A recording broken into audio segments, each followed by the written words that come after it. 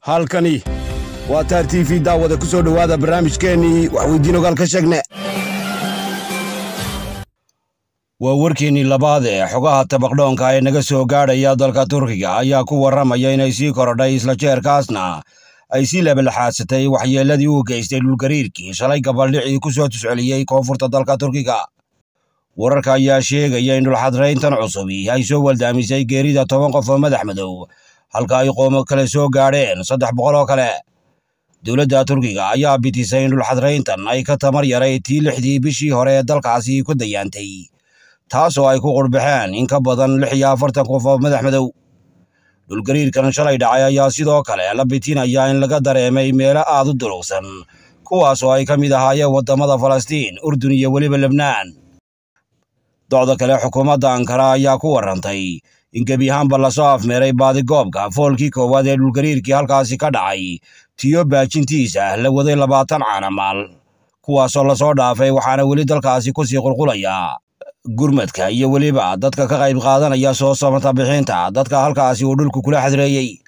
qaadhaanka iyo yabooha kale oo logaah ee isugu jira nooc kasta ayaa la soo gaadhsiinaya dalkaasi, tiyo ay haatan dib u gurya noqdeen duulkii Turkiga hiilka soo taartay, kuwaas oo wax ka baadi goobayey dadkii la waayey meel ay ku aayoodeen raq iyo ruux.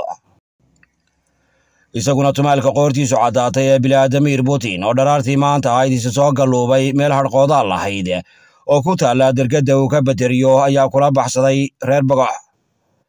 ninkan majaxanjixaha ayaa ku warramay inuu gariyo dow lahaa dagaalkii uu ku ekeeyey qolyaha uu tunka u sheegtay ee Ukraine, kuwaasoo muddo haatan laga joogo halgu u haylhaylayey isagoo u nacayay gamasyo xiiraya. wuxuu sheegay in adyad lala soo raadsaday isla jeerkaasna ay Kiev noqotay meel bahalagaleena oo ay soo huluusheen duulkii ay colka ahaayeen ee reer Bogox. wuxuu sheegay in meeshaasi ay noqotay meel laga soo liishaamo askartiisa ku sugan bariga dalka Ukraine, tiyo uu dacaldhabay in guud ahaanba loo taag sheegtay in dadka sawir ahaan Ruushka u dhaqaneed kuna nool gobollada qorrax ka soo dhaca dalka Ukraine lagu falay waxille. wuxuu sheegay in reer Bogox ay dab ku soo gureen docdan iyo Kiev, isagoo intaa ku daray inuu hiigsigiisu ahaa sidii barida dhulka loogu dhufan lahaa Ruushka iyo gebi ahaanba duubi wadaagta Danbari. Vladimir Putin ayaa sidoo kale warkiisa ku soo qaatay gulufka uu ilaa haatan ku wado reeraha uu burka u tuuro wiilka aan harkiisa hubsan ee Dilindilqa Volodymyr Zelensky, isagoo sheegay inaanu damin doonin dogobyada ka qiiqaabaya dalka Ukraine. weli waxaynu dhex jibaaxaynaa wararka Danbari, isaguna madaxweynaha dalka Shiinaha Xi Jinping ayaa lagu soo warramaya inuu dhowaan u qarbooshin doono sidan iyo dalka ay jaalka yihiin ee Ruushka. ninkan horbooda dalka labaad ee ugu uskaga badan carreedeg ayaa lagu soo warramaya in bishayna haysa uu ku fool leeyahay sidan iyo magaalada Moscow, halkaasoo uu gorodlaab kula yeelan doono dhiggiisa Vladimir. labada jeerood ee isku jeeniga ayaa lagu soo warramaya inay ka wada jalbeeban doonaan sida ay isaga baacin lahaayeen bugaanbugta beesha Yurub iyo weliba dalka Maraykanka oo isu soo bahaystay sidii loo barqa jebin lahaa duubi wadaagta isku danta ee Danbari. xogaha ayaa sidoo kale biniixinaya inay labada nin wada jeexjeexi doonaan arrimo badan oo ay ka mid tahay dhira dhabatada waxaynabtaa ee labada dal ay u raadsadaan cadowgooda reer Bogox, taasoo la sheegaya in haatan gaboyaha laga saaray. ciyoon ayay ahayd markii ay Washington isla soo taagtay diigaanyada Shiinuhu ay si wax ula wado tumaalka aan jexjexin ee Vladimir, kaasoo ay sheegeen inay Beijing u dabisay isla jeerkaasna ay u dawisay gamasyo iyo weliba gudimo xiiraya oo ay ku gebagabaynayso reeraha wadnaha loo galay Ukraine. iyaguna xogaha naga soo gaadhaya dalka ugu cuurka badan qaaradda Afrika ee Nigeria ayaa bitinaya in majaal ay isugu la geliyey 10 qof oo madax madow, kuwaasoo loo joogay gowracooda iyo gamaadooda. darkan gahda laga lisay ayaa lagu soo warramaya inay ahaayeen qaar ka tirsan waaxda doorashada dalka Nigeria, kuwaasoo gaaf wareegayay dhulka sowsowyada ah isla jeerkaasna u toogahayay inay dadka kula itaalaan waxoogay waana ah oo lagu sheegay wacyigelin iyo weliba tilmaamaha doorashada ciyoon halkaasi laga malaqboodhin doono. dadkan la dilay ayaa lagu soo warramaya in la isaga soo dhigay gaadi aan ilaa haatan la sheegin ciddii ay ahaayeen iyo weliba meesha dhabta ah ee ay ka soo hangagaareen.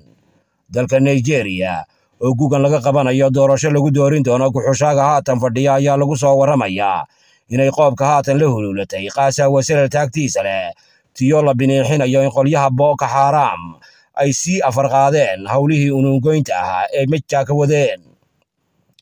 sidoo kale gebi ahaanba dalka oo dhan ayaa laga dareemayaa anfariir iyo baqaad u badan tiyo ay dadku ka yaabayaan in dalkaas lagu kala yaaco isla jeerkaasna la kala furto geesa dhiig leh iyo weliba qullo celin.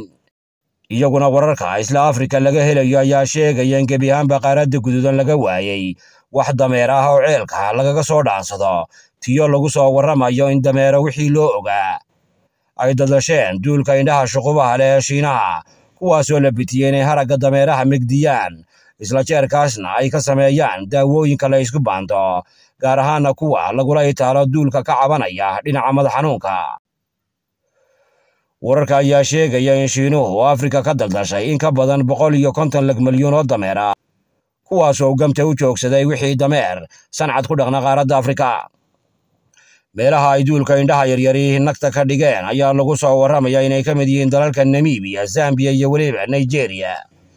dhabagu ka hor ayay ahayd markii ay carra sawaaxil lagu soo rogay amar sheegaya inaan dameer dambe loo dawin doonin sidan iyo Beijing tiyo la bidhaamiyey inay maranayaan dameerihii ay dadku raran jireen. walaalkaad nagala socotaan waa Taar TV iyaguna waxaalaha naga soo gaadhaya ceelka xamar ayaa sheegaya in galabta casar dheerihii weerar lagu qaaday dergada ay deganaayeen dar ka tirsan kooxda la yidhi Macawisley kuwaasoo majja lagu boogadhayayay. wararka ayaa sheegaya in kooxda Al-Shabaab ay weerar ku ekeeyeen gurigan oo ku yaalay degmada xeebta saaran ee Cabdicasiis kaasoo ka mid ah meelaha aadka loo ilaaliyo. xogaha ayaa intaa ku daraya inay ka agoogtay isla jeerkaasna ay ka haaday dar ka tirsanaa Macawisleydi ay Al-Shabaab ugu soo gashay bartii ay cawsanayeen. qolyaha wararka heecaysa ayaa sheegaya in fallaagada Al-Shabaab ay ahayd tii halkaasi u daadatay tiyo ay daba socotay godobtii lagu gaadhsiiyey gobolka Hiiraan. waxaa la sheegayaa in haatan labada col ay weli isbursanayaan isla jeerkaasna ay yihiin tuko iyo weliba haadaan isbixin. iyaguna xildhibaanada Soomaaliya ayaa lagu soo warramayaa inay dabada ka turbaadhinayaan qorshe loxos ah oo ay ku maagan yihiin sidii guddi iyaga ka tirsan loogu diri lahaa magaalada ay colaaduhu ka adurdhabayaan ee Laascaanood. qolyahan oo shalay ku yooyootamayay barta ay ka hogmaan ee ku taala waageerka dergada looga taliyo Soomaaliya ayaa isla soo qaaday sidii dadka reer Laascaanood loo taaran lahaa garab iyo teeri ay iskaga waabiyaan Somaliland. qaar ka tirsan mudanayaasha oo hadal wax iskaga dayay ayaa ku tiraabay in waxa Laascaanood ka durfaandhabaya ay yihiin waxa aan indhaha lagala laaban karin taa aawadeedna loo baahan yahay in la gacan tugaalayo isla jeerkaasna fadhiga laga kaco. xildhibaanada ayaa lagu wadaa inay isu soo xulubaan sidan iyo Laascaanood iyagoo foosaaro ka dhiganaya inay soo dhuganayaan moorada magaalada uu galowgu dhiilaabayo sidoo kalena ay fiintu ka ooyeyso.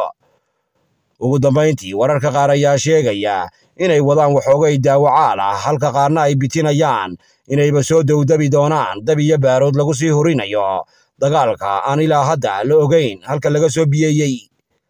intaa iyo waryarida waxaanu ku darnay moogin wax weydiin ogaal ka sheegnay waa Maxamed Aadan Dirir tan iyo kulanti dambe nabadgelyo iyo nooli kulante.